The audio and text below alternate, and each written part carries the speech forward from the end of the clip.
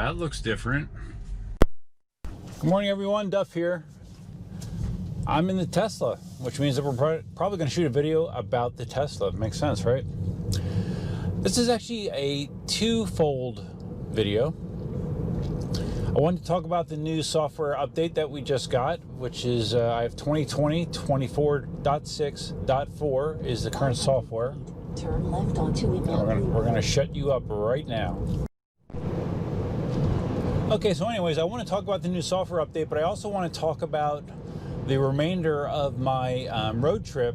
You know, when I filmed my road trip up to Pennsylvania, I only filmed going up and not back, and there was actually some pretty scary / annoying / anger-inducing things that happened while I was up there, and I'll talk about that in the second half of the video.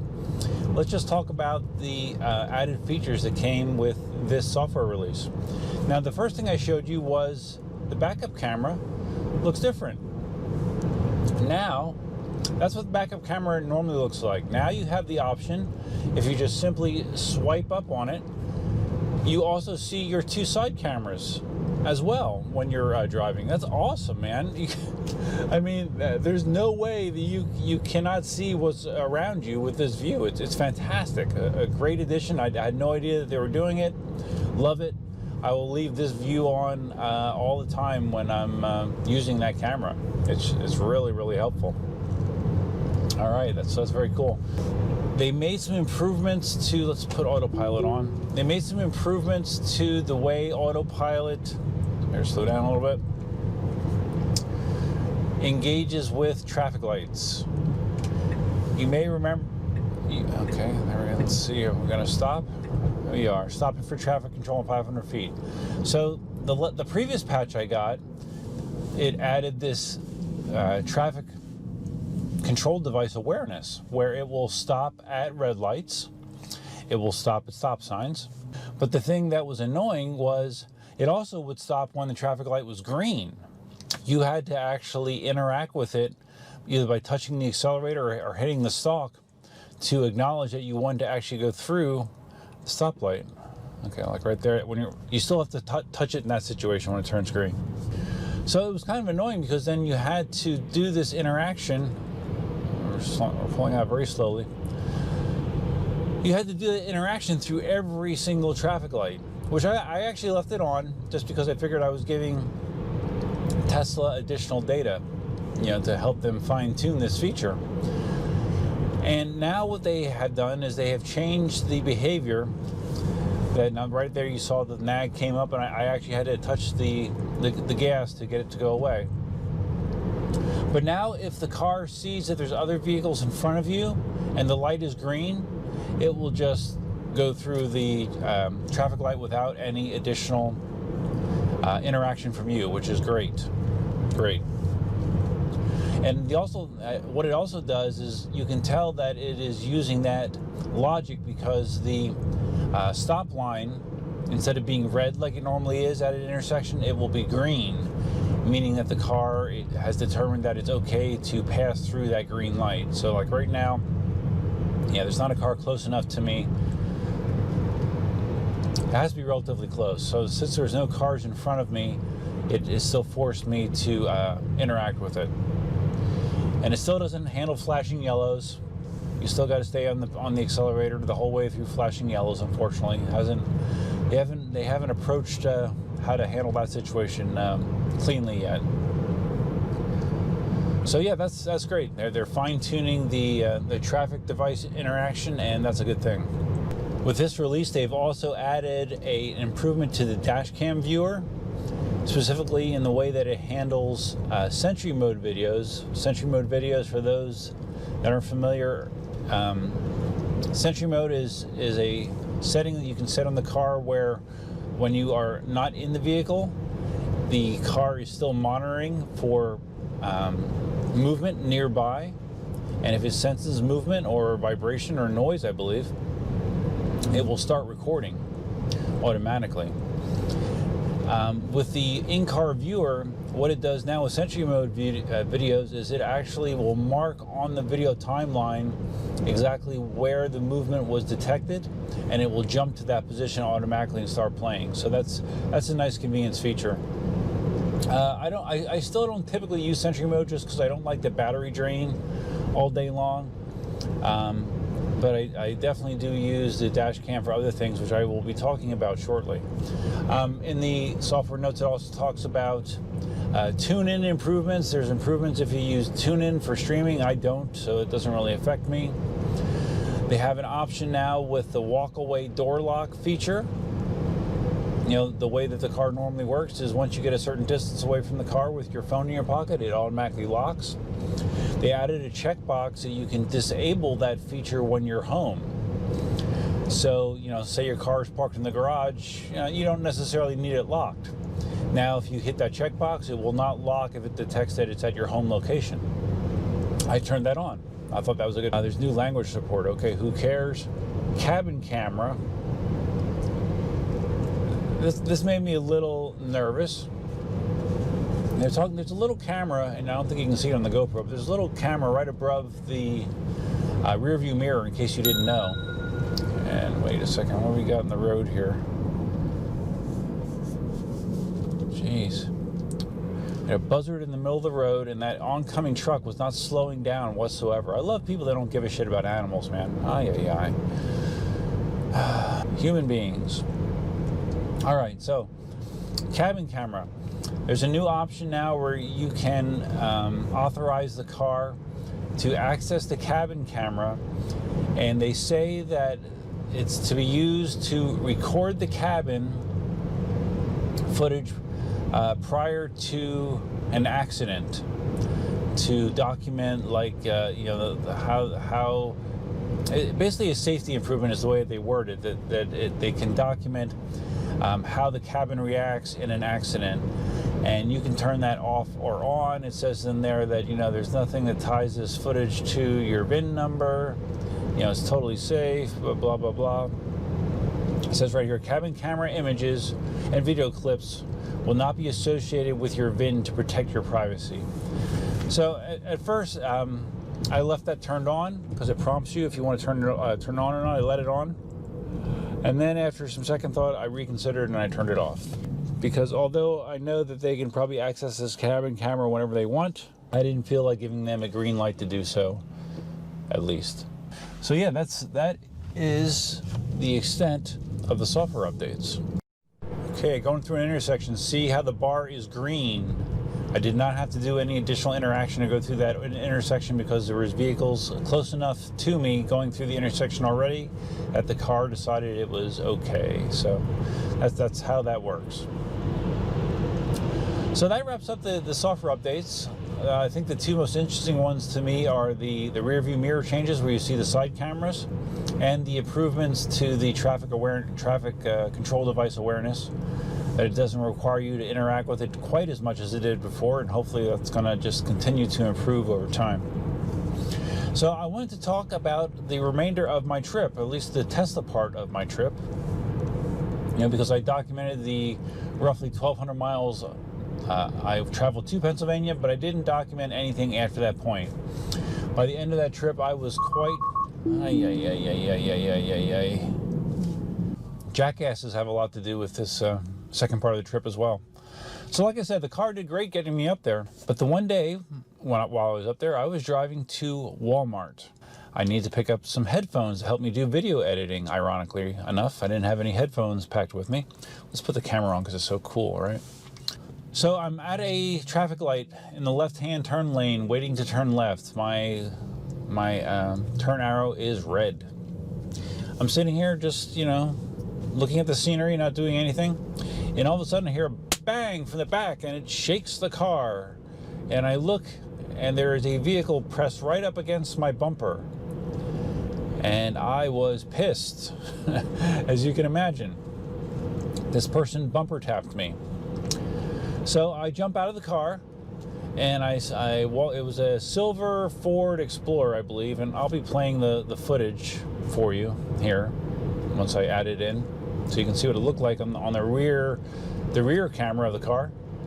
I walk over, this lady has her window down, an old lady, and I believe there's another lady in the passenger seat, and she's just sitting there with her hands on the steering wheel, staring pretty much blankly straight ahead. And once I saw it was an old lady, you know, I wasn't quite as aggressive in my demeanor when I saw it was an old lady. And I said, "What happened?" I said, what happened? And she just continued to keep her hands on the steering wheel, staring straight ahead, and she just says, "I don't know." It was really weird. Really, really weird. So I said to her, I said, "Okay, well, I don't want to block the traffic. Let's pull up into the parking lot, pull into the shopping center and pull into the parking lot." So as I was getting, and she just continued to stare ahead. She didn't say anything. So I hopped in the car. I assumed that she understood me, and I guess that was a mistake. And I assumed that she was going to pull into the parking lot. So I hop in the car. Just as I get in the car, the turning arrow turns green, and I pull up and I park in the parking lot, which is up on a little hill. The lady does not go. She stays there. She stays at the traffic light. I don't know if she's in shock. I don't know what her deal is, but she just stayed there. So I get out of my car while I'm waiting for the light to cycle again. Look at the bumper, and luckily there's a nick in the bumper paint. It's minor. It looks like the screw on her front license plate holder nicked the paint on my bumper. So it wasn't major, but still I wanted to get her information, obviously. So I'm sitting there, and I walk out to the edge of the hill, looking down at her, waiting for her to come up. So the light turns green, and she starts to make the turn, and I'm standing there in plain sight, right in front of her, and she drives right through the parking lot and out the exit the other side. As I'm standing there waving at her, going like this, like, "What are you doing?" Once she, and it didn't take long to get to the other side of the shopping center. So I lost the way that the terrain was. I lost sight of which direction she went, and I'm making a quick judgment call. Do I want to get in my car and try to chase down this old lady, or not? I had something I was supposed to be going to for my brother, his party that afternoon. I didn't have lots of time. I didn't have time to like call the police and go through all this hassle. So I made the decision to just, eat it, basically. Not chase down the old lady, and just hope that she has really, really bad karma in the future, because that was pretty unbelievable. She basically hit and run me, more or less. But luckily the damage was minor. And I'll try to take a picture of the damage so you can see it. But yeah, I was very, very annoyed by that, as you can imagine. One thing that did make me think about, like, how when the car gets close to things in the front, it'll start to beep, beep, beep, beep, beep, beep, beep as you get closer? In that situation, it sure would have been nice if the car would have said, "Hey, something behind you is getting very close," and just start beeping, because then it would have got my attention, and I would have, inched forward and tried to avoid it. So I don't know, maybe that's something I'll suggest to Elon someday and see if it's doable. Maybe it is. Okay, situation number 2. I was heading down I-95. It was a section of I-95 that was only 2 lanes. I'm in the right lane. And the left lane is one of those drivers that doesn't really understand that the left lane is meant for passing. And he is basically driving in formation with the right lane, going the same speed as the right lane. And what's happening is vehicles are coming up behind him in the passing lane, and they're getting annoyed because he's going the same speed as the right lane, which I understand, that is annoying. Well, one of these drivers was driving a red pickup truck, and again, I'll be playing the footage here so you can watch the fun for yourself. The guy was driving a red Ford pickup truck. He comes flying up behind this car. You see him like veer to the left out over the shoulder just to see what's slowing things down, because he was in a rush. And you could tell he was gesticulating. He was frustrated. So all of a sudden, he decides to throw the truck over into the right lane without evidently realizing that I'm sitting there. And he came fully over into the lane, and we're going, 70 miles an hour, something like that. I was on autopilot. The car started to do the avoidance, and then when I saw what was going on, I swerved all the way over into the shoulder on the right-hand side. I was pretty much completely out of the lane. It was very, very close to swerving out of control. It was bad. The truck stayed. He didn't even relent his position. He stayed. He came all the way over, passed the guy, and sped off. And as he was speeding away, I saw it looked like a female in the truck, like yelling at him and pointing at him just for being an asshole, I guess, basically, which he definitely. But yeah, so that was my second near. I guess the first one was technically an accident. The second incident was a near accident in my Tesla during that trip. It was quite interesting. More interesting than the ride up, for sure. The ride back down also went faster, significantly faster. You might remember that on the drive up to Pennsylvania, I drove until 10 o'clock the first day and after 9 the second day.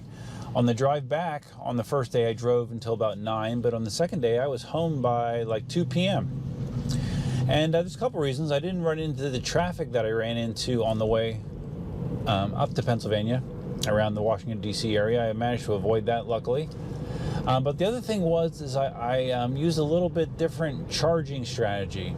When I was charging on the way up, I was basically charging to like almost full each time, you know, up to 85, 90%. On the way down, I was just charging enough that the car said I would have more than 10% when I got to the next supercharger location that was on the route. That saved me a lot of time, a lot. And I don't know why I didn't do that on the way up. I didn't really pay attention to it, but I would, on the way back down, as it was charging, I had my map up. It would be showing me the next location, and as soon as I got above 10% for the next supercharging stop, I unplugged and I was on the way. And I found that the estimates that the car was making were actually overly conservative. Most of the time I would actually wind up with more charge than it predicted by the time I got to the next supercharger anyway. So that was a big time saver. All right, guys, so that's going to wrap up my video talking about the cool new update, you know, the cool features added in that update. I thought that was both those, well, all the features are interesting, but those two that I mentioned, the stoplight awareness change and the rear view camera change, are the ones that interest me the most. And I wanted to wrap up the Tesla road trip story because it never really got wrapped up. And yeah, outside of those two incidents, the car did really, really well. It drove on I-95. It did 90% or more of the driving itself, and it did a fantastic job. No incidents whatsoever. If you found this video interesting, please give it a big thumbs up. If this is your first time visiting the channel, please consider subscribing. If you're going to subscribe, you can always hit the notify bell, which is over there somewhere, I believe. And feel free to leave your comments, suggestions, ideas, and thoughts below. What do you think about the new software update? And what do you think about my Tesla road trip story? Some people said it was interesting. Some people said it was not so much. So, you know, take what you can get. Hope you guys are having a good week. And until next time, Duffman out. Be sure to let me know if you like the audio more in this video. I use my Rode Wireless Go instead of using the onboard mic, which will pick up some of the rattling sometimes that you'll hear in this rig. Hopefully this video was rattle-free. And just to answer your question, because I can already hear this in the comments, didn't you have the lady's license plate number?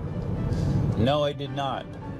Her front license plate was like a glamour plate. It wasn't a DMV license plate. And I stupidly did not take a picture of her license plate, walk around and take a picture of her license plate, because I thought she was actually going to follow me into the parking lot. So yeah, my bad.